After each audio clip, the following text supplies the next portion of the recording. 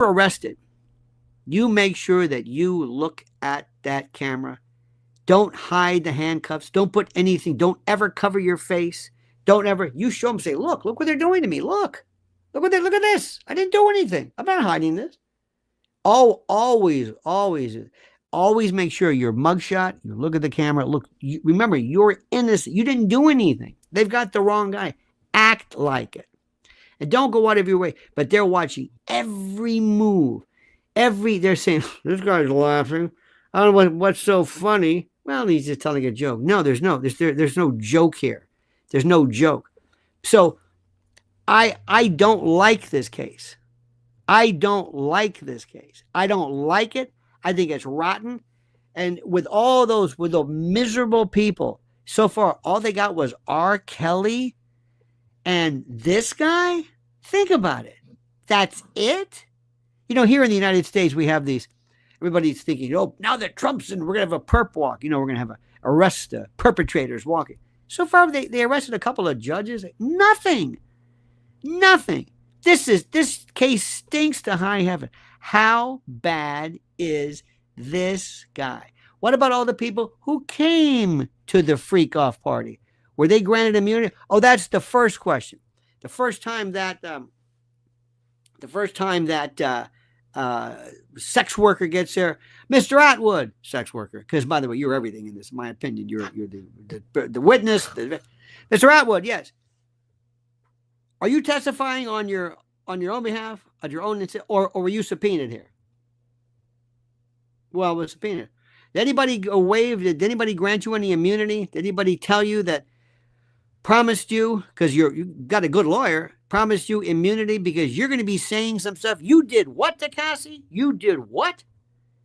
You did this, right? Not him. Not Mr. Combs. There's that thing again. There's that thing. I got to put my hands down. I swear to you, next time I'll turn that thing off. Anyway, Mr. So-and-so, now Mr. Attwood is the sex worker. Mr. Attwood, did you realize you did this, and you did this to her, and you did this at the behest? Did Mr. Combs threaten you, sir? Did he make you do this? And you are, let me get this straight, you are a sex worker? So you do this professionally? Is that what you're doing? Yes.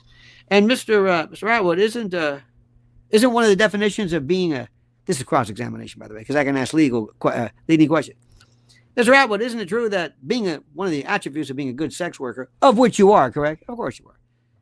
Isn't one of the attributes, is it not being a good liar? What do you mean? Well, you're an actor. Your whole thing is ecstasy and you're excited. Some of those days must get long. You must be involved with somebody you're not too thrilled with. It's got to be tough because the worst thing in your business is have somebody yell, cut, we got to do it again. What is this? So you're an actor. You're a professional liar. You have to take scenes and embellish them. You've got to sell something, right? Because you're an actor. Isn't that what you do? Isn't that what you do? Yeah, but you're not acting now. No. And by the way, are you sure they granted you immunity from this? Because you just testified. If I didn't know better, that could be construed, if you hadn't granted immunity, and I'm sure your lawyer will tell you, you committed about 6 crimes yourself. Because from the sounds of it, it sounds like Cassie wasn't exactly consenting to this. Because isn't that true? That's what made Mr. Combs supposedly enjoy this, right? The fact that it was forced, the fact that it wasn't consensual. So isn't it true that you did it? You were the one who should be on trial. So did they grant you a deal? Did they say, we won't charge you with anything if you deliver the goods? So your acting better be real good today, or they may turn around and tell you, you know what? I think you violated our promise. We're going to charge you now because he did it. And all these other people. First question, were you granted immunity? Yes. Did they make a deal with you? Because everybody's a co-conspirator. Are you part of the conspiracy, racketeering conspiracy? Yeah. Are you? And Mr. Let's assume somebody said, pick a famous, I'm not going to say it, but pick a big name in the music biz, okay? Mick Jagger. Think of it. Okay, what? So he sits there and says, so let me get this straight. Did anybody grant you immunity? One after another, yeah. So you went to a party with about 100 people, and you see what there were drugs there, weren't there? Yes. Interesting. And there were underage people there, weren't there? I don't know. Mr. Combs didn't know either. Didn't help him. And did you hear that? Did you notice all the baby oil? Was that? What did you think that was about? So when you went there, let me ask you something. When you walked in there, you're telling this jury that you walked there, you didn't know what this was. We think it was a surprise party. What is this? And you stayed, Mr. Whoever. Are there any pictures of you with anybody who might be perhaps of an age that might be precluded? So you were there the whole time. Did anybody grant you any kind of immunity from testifying? Because you violated the laws too. So at the end, in closing, ladies and gentlemen, all these people were just as guilty. If anything, Shaun's just watching. He's like a Chauncey Gardner from being there. I like to watch. Ben, I like to watch. That's it. Think about this.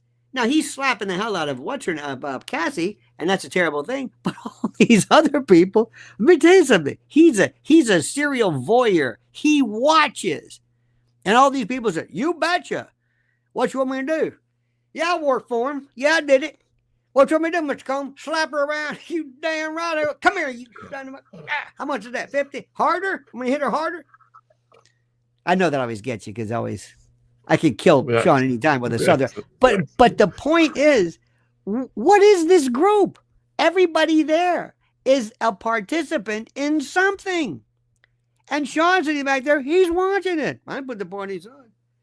Let's go through that Hamptons. You know, the Hamptons, we have the Hamptons, the big la-di-da place on Long Island. The white party, interestingly enough. And this is the hottest ticket.